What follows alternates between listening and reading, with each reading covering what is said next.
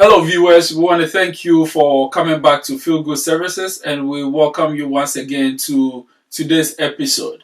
Today we're going to talk about something that pertains to every one of us, whether you are an employee or an employer. And if you're asking yourself what has that got to do with mental health, please follow through till the end and you understand very much what linkage it has, okay, or the impact of mental health on productivity or at our workplace. So last week I promised you that today I was going to give you an assignment. So for the good students, I know you are looking forward to the assignment and I will give it to you by the end of the day. So let's start with this. Do you know that it is unlawful for you to be discriminated against in terms of employment on the basis of your mental health condition? So yes, it is unlawful, but unfortunately, most employers do play the system. Hence, they determine whether they will hire you or not based on your mental health condition, but they will not tell you that. And they give you other reasons to not hire you or fire you. That is the only unfortunate part with it. And mostly it's partly due to the stigma. And that is why it is very important that we try to destigmatize and also reduce the lens with which people look at those with mental health conditions so that we can integrate them into the society. And that is the purpose of Feel Good Services. So now let's look at people with mental health conditions and workplace. First, let's start with the leader or the owner or the director or the supervisor. So for the supervisor, you first of all have to be aware of your own mental health status. You have to be aware of your own triggers. You have to be aware of your state in which you are mentally to be able to realize whether you do need help yourself or you are in a position to also help others. This is very important because if you do not know yourself, if you lack the self-awareness, then you will not know if there is something going on wrong with you or it's getting to a point where you need attention.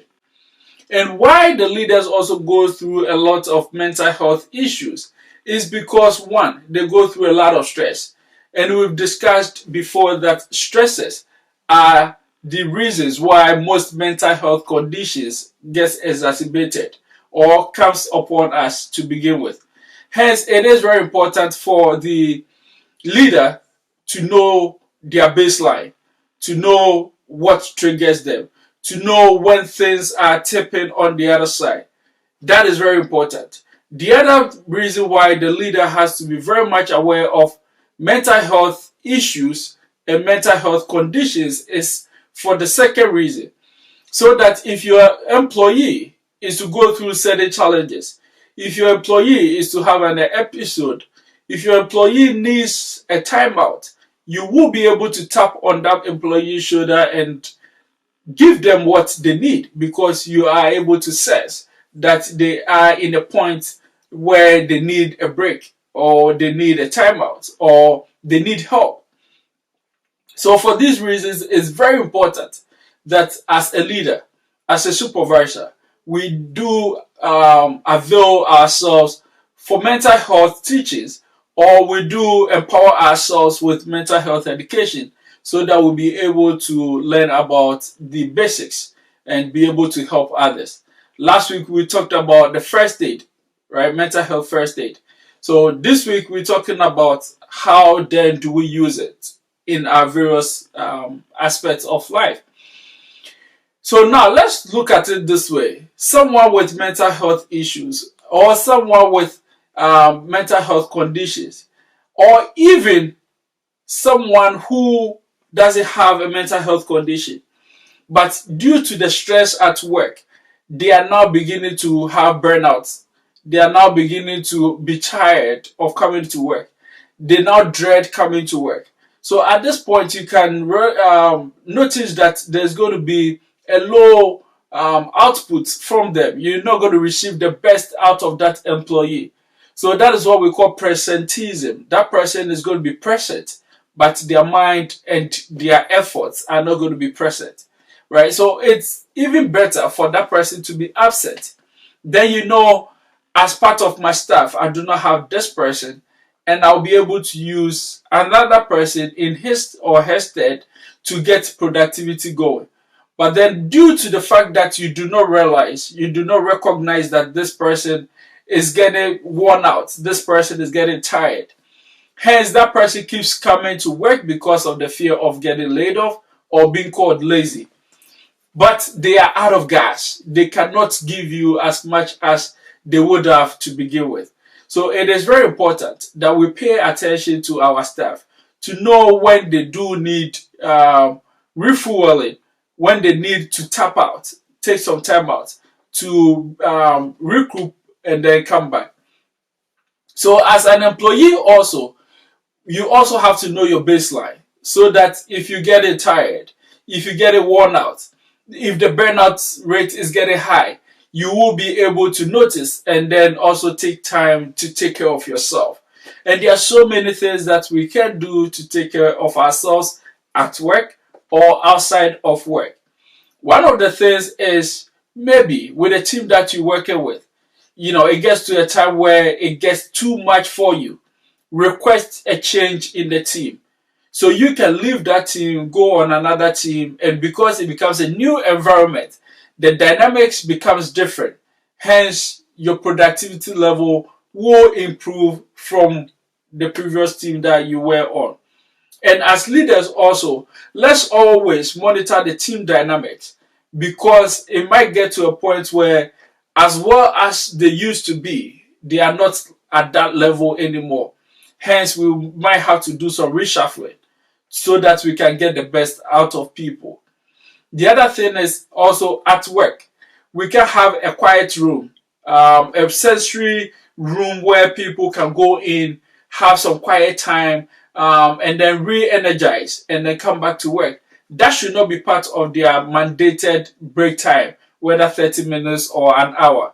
You can also give them about 15 minutes for them to tap out and then go have some quiet time. And that is not the time that you're going to be on your phone and be playing games or making phone calls and all of that. No, that is the time for you to just be somewhere quietly and then, let everything out and then gain some new energy to come back to work. All right. The other thing is managing personalities. We are all very different people, and no matter the professional background in which we find ourselves or the professional teams in which we are on, there comes a times where there will be some personality clashes, and that is also part of team formation.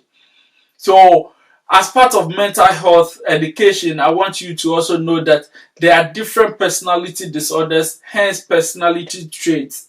So I might have a trait which might not be complementary to another person. So it is very important that we study the personality traits on our teams and then know whether one is not complementary with the other and be able to make the necessary adjustments. The other thing is, in most cases, we go into issues with our biases. It is so much easy for you to approach a police person and already be defensive because of the history that African Americans or black people have with the police service or the police force. But then these biases also impact or influences how the police also approaches us. So outside of the police, let's take it to the workforce. It is so much easier for you to just perceive a black person to be whatever your perception is about black people. It is very easy in the Ghanaian setting, for you to perceive a woman to be weak. It is very easy for you to perceive someone from Kumarica, right? Which is the Ashanti region, Kumasi, to be someone who maybe brags, right? So for all these reasons, when you are approaching them about anything at all, you are approaching them with that biases or with that bias. But in this case, they might be presenting an issue which is very different from the perception that you have about that group of people. Due to your biases, you are putting interpretation on what they are saying or doing, which will influence your response that you also give to the person. And by the time you realize there might be conflict coming out of this just because of the biases with which we approached the situation. Then the next thing is leaders are usually task oriented and not resource oriented. So we are given A, B, C, D. We don't care how you're going to do it, you got to get it done by the end of X time. We have to be more engaging in translational relationships or transformational relationships. We have to be interested in getting to know our employees, getting to know our bosses, have that relationship with the individual so that if something is to go wrong, if something is to happen, it is much easier for you to have that conversation with the individual. If there is no before, there cannot be an after. So if you don't have that relationship with the individual before something happens, then it becomes very difficult for that person to open up to you, to one, either talk to you about it, or two, seek help, right? So it is very important that we do establish the before, so that if something is to happen, we can have the after. Then finally, to the question of the day. Do you know that food has an impact on our mental health? And that is your assignment. I want you to go look into some food and its impact on our mental health. Leave it in the comment section and we'll discuss it next time. Thank you very much for joining Philgood Services. And today's program is brought to you by Happy Glow Ghana. Happy Glow is a nail spa and beauty salon in Ashoman Estate opposite Veggies and Grow. There they have all cosmetic products and also do pedicure, manicure, makeup, and so many other services. Happy Glow, they say, we pronounce your beauty. Thank you. And please subscribe to the channel as we grow the Philgood family.